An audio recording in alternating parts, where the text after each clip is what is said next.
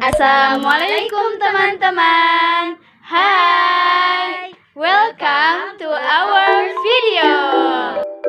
Kami dari kelompok 4 akan menyampaikan materi tentang tafsir Al-Mahmud dan tafsir Al-Mazmum. Sebelum kita membahas tentang pengertian keduanya, kita perkenalan dulu tentang tafsir bir-ra'yi. Pengertian tafsir bir-ra'yi secara bahasa. Kata ro'yu berasal dari kata ro'yun yang memiliki kata jamak ro'un yang bisa berarti berpendapat. Pengertian tafsir bir-ra'yi secara istilah. Pendapat beberapa ulama.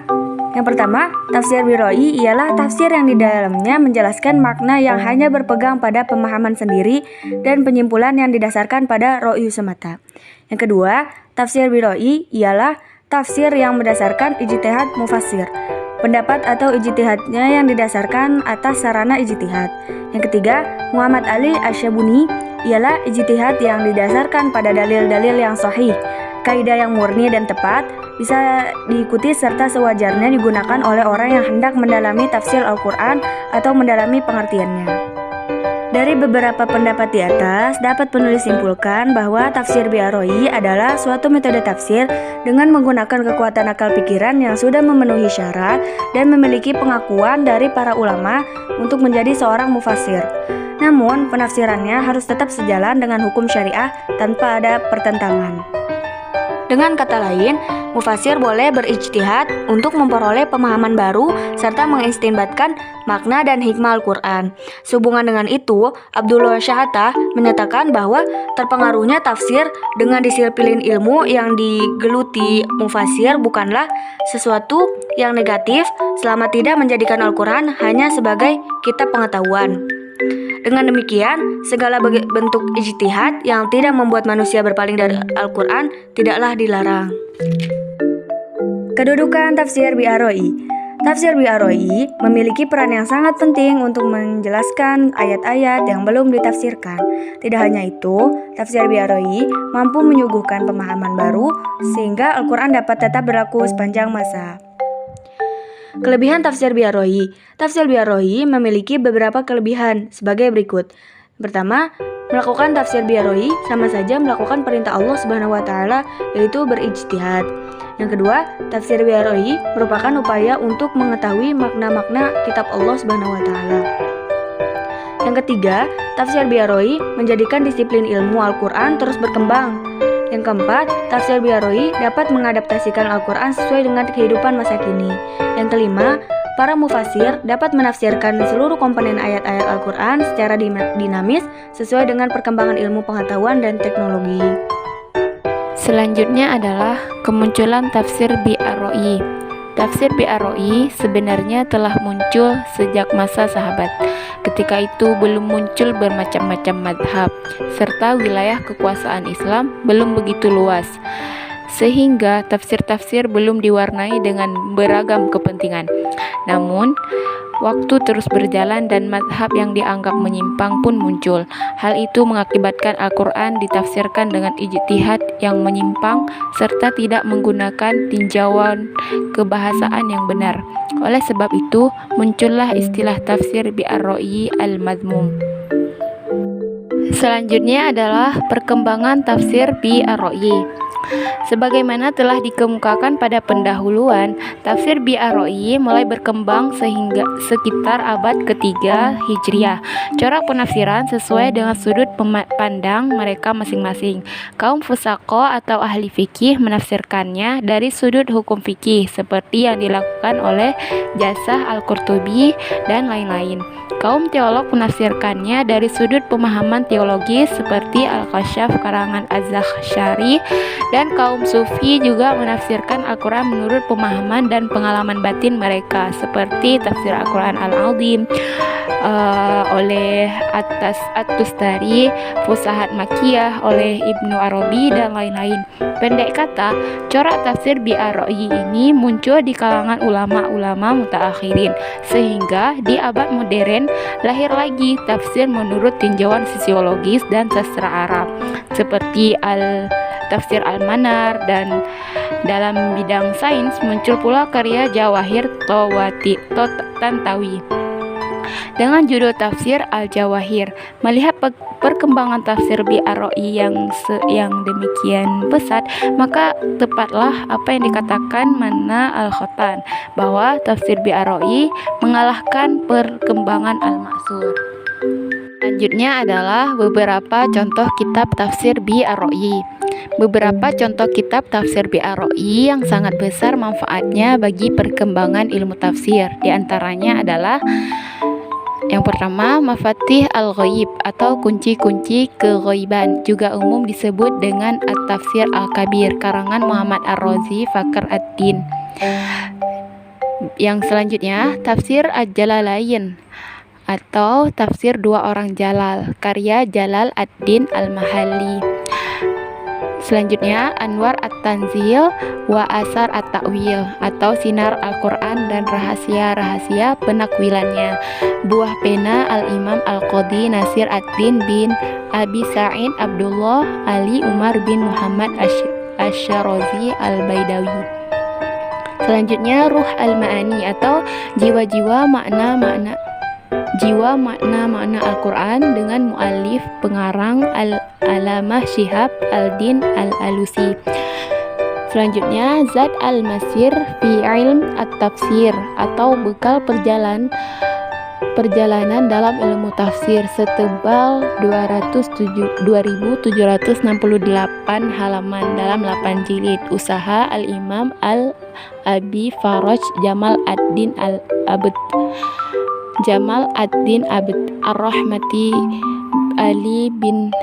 Ar-Rahmati bin Ali Muhammad Al-Jawazi Al-Quraizi Al-Baghdadi. Selanjutnya, Gharib Al-Quran wa Ar-Raghaib Al-Furqan atau kata-kata asing dalam Al-Quran dan yang menggelitik dalam Al-Quran, karya An-Nizam ad-Din Al-Hasan Muhammad Al-Syasaburi. Selanjutnya, Irsyad Al-Aqal As-Salim ila Mazaya Al-Quran Al-Karim atau petunjuk akal yang selamat menuju kepada keistimewaan Al-Quran yang mulia, tulisan Abu As-Sa'ud Muhammad bin Muhammad Mustafa Al-Ammadi.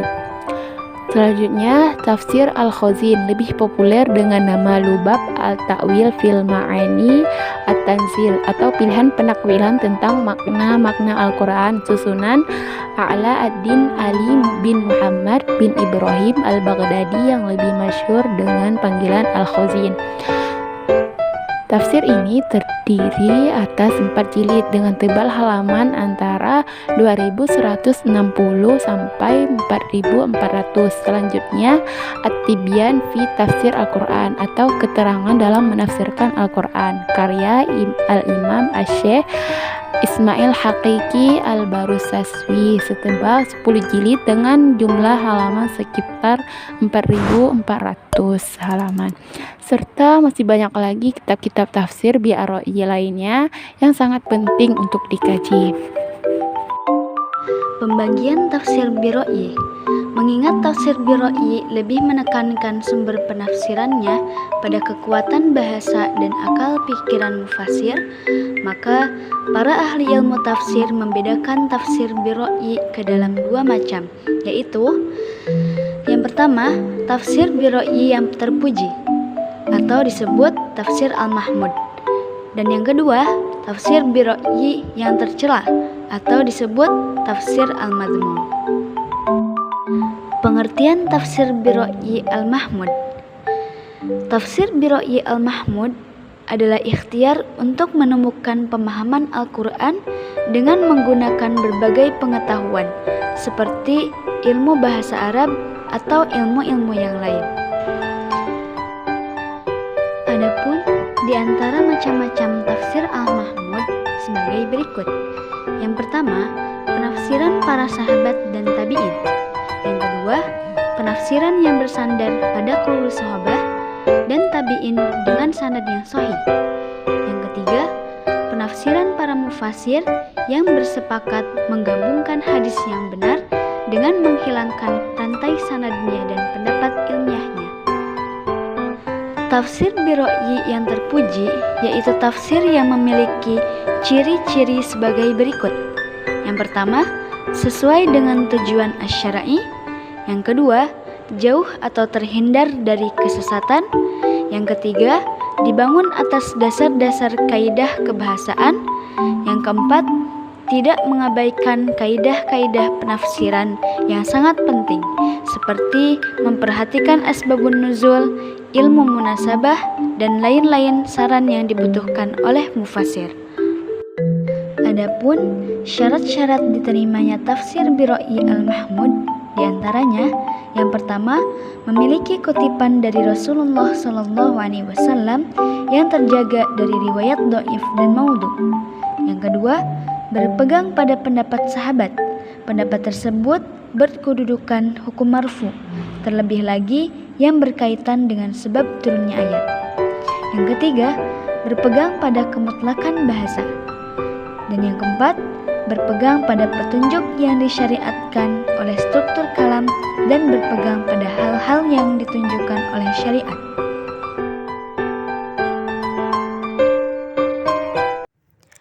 Pengertian tafsir bi'arai al-madmum. Tafsir bi'arai al-madmum adalah tafsir yang menggunakan pendapat semata, mengikuti hawa nafsu, tidak menggunakan ilmu, dan tidak melihat pendapat ulama lain atau pendapat yang sesuai dengan ketentuan. Tafsir bi'arai al-madmum dilarang oleh ulama salaf. Pelakunya dikecam karena tafsir itu dilakukan atas dasar kepanatikan terhadap suatu aliran tertentu, sambil mengorbankan agama.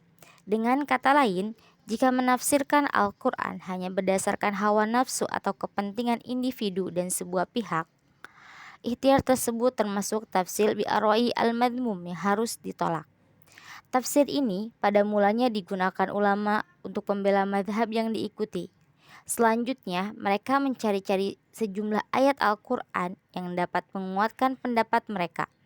Tidak hanya itu, mereka bahkan memaksakan ayat-ayat Al-Quran sesuai dengan aliran pemikiran yang diikuti. Para ulama mengatakan bahwa yang paling terkenal dari para mufasir yang sesat diantaranya Al-Ramani, Al-Jabali, Al-Qadi Abdul Jabbar. Hukum tafsir bi'arai al-madmum.